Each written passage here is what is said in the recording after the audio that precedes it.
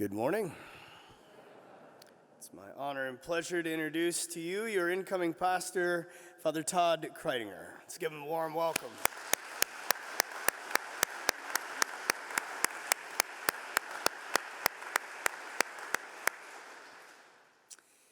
Today we hear from the 21st chapter of Revelation, the very end of the Bible. Sort of like reading a good novel that you just cannot wait to get to the end of. That's what we hear today. You think about it, you got Genesis at the fall, the beginning of the human race, creation, all of the history of the Old Testament with Israel until we get Jesus into the world to save us, his story, the story of our church, but where does it all find its fulfillment? It's what we read today that the story is all about. Hear it again. The former heaven and the former earth had passed away, and the sea was no more. And I, John, saw a new heaven and a new earth. Now, in all of your Christian faith, how much thought have you actually given to that? All right, we think about certainly Mass, the sacraments, what Jesus has done for us, what we believe, hopefully raising our children in that faith that's been passed down to us. But what it's all about is almost fantastical. I mean, it took 14 some billion years to get this universe into the place that it's at right now, in which this earth can exist where it's at, with its sun, in the solar system, and all of us are created to live on this earth. And yet God is either making or going to make a new heavens and a new earth that are combined together. We haven't even seen heaven as we know it now. That's going to be long gone, as is this earth. I mean, that's pretty big stuff. The next time someone asks you, well, why do you go to Mass every Sunday? Well, because God's making a new earth that I'm going to live on someday, and that's what that's all about. That's not boring. See, I don't think this really corresponds to, or with what the human view of the end of this story is, right? I mean, most people are going to tell you, yeah, I'm going to die someday and go to heaven. That's why I go to Mass. And yes, it'll be a paradise, and there's no pain there, and there's no weeping there. And don't get me wrong, that's what the scriptures tell us about what's coming even today. But we're not leaving matter and time behind. Because I think we tend to think that it's evil. It's not. God isn't getting rid of it. He's going to transform it, perfect it, purify it. Because in this time matter in which heaven and earth are combined, that's where we find our fulfillment. That's what this is all about. That's the goal. So then we might ask, well, what are they going to be like? Well, we have some clues. John says the sea will be no more. Apparently God hates water and the beach. Well, clearly it's not about that. But when we hear sea, it recalls the very beginning. The end recalls the beginning, right? So you've got the sea that's in the book of Genesis. Chaos everywhere. And where's God? He's hovering above it. And by his power, he begins to bring order and stability and creation out of that chaos.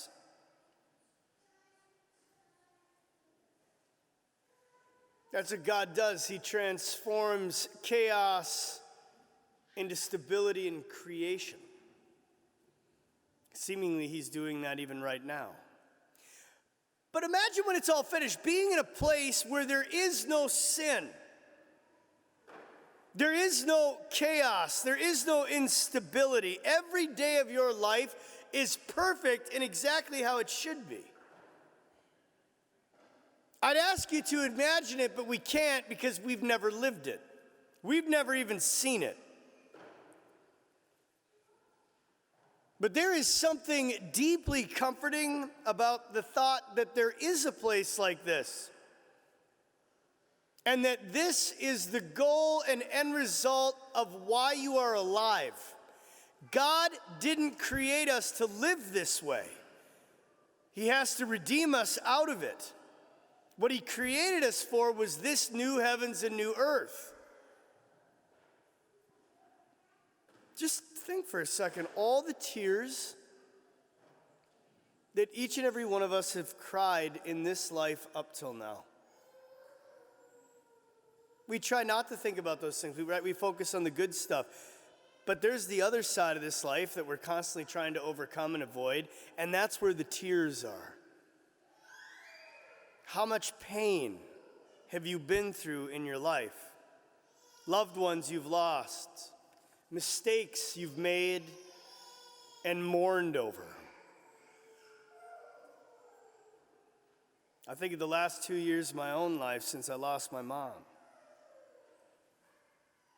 Maybe you've experienced the same in yours. The last couple of masses, I've had people come out and say, I know exactly what you're talking about. And I'm like, yeah, no, I understand too. Because they've lost. Or maybe even the last 2 years of watching the life that we once had in the country that we once lived in, all taken away. And we're doing pretty good here in North Dakota. There's other places in this country that it's been totally redefined. And it's one challenge after the next because we can't get things running again. I don't know about you, but I'd rather be in a place where I never had to shed another tear. Where there was no dysfunction, where there was no chaos, where there was no depression, where there was no sense of loss. As a matter of fact, I would trade all of this life like that for a life that God's promising. And that is the promise. The crazy part about it is how hard we try to hang on to a life that's okay. Because what we mean in this promise, what we mean by Jesus' victory rising from the dead, is that the end of our story is still coming. And the truth of the matter is that we're in this megaton cosmic battle right now, not with each other, but with forces so unbelievably diabolically evil and smart that we would be blown away if we knew what they were doing to us on a daily basis. They're the enemy, and God is not going to allow them to win.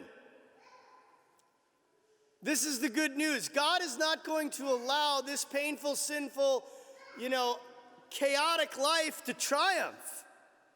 Rather, his promise isn't just to kind of make things better here. It's a whole new reality.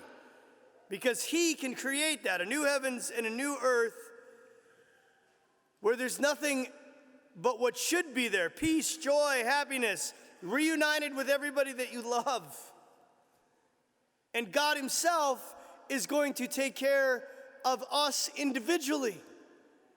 In only the way that he can, just for you, the way you need, that you don't even understand yet.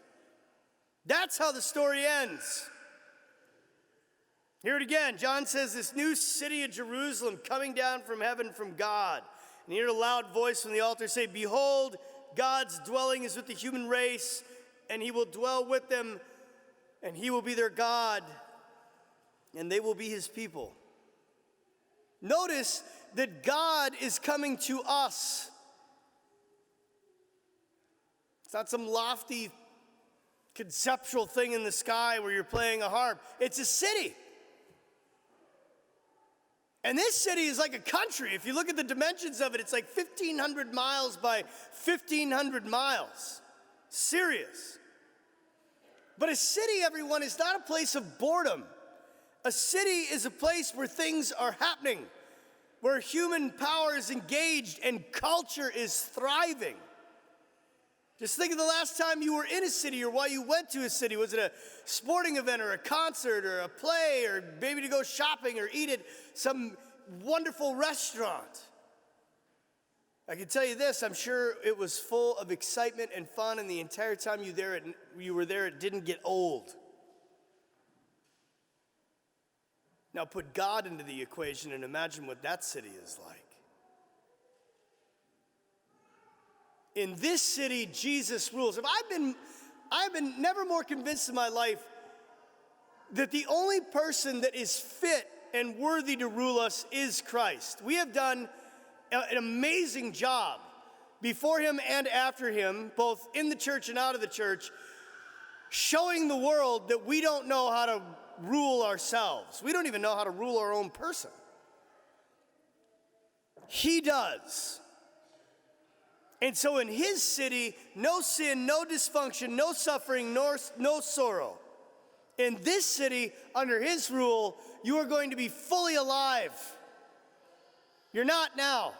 You might think you are. You're about 25, maybe 10% alive. There, we're going to be fully alive.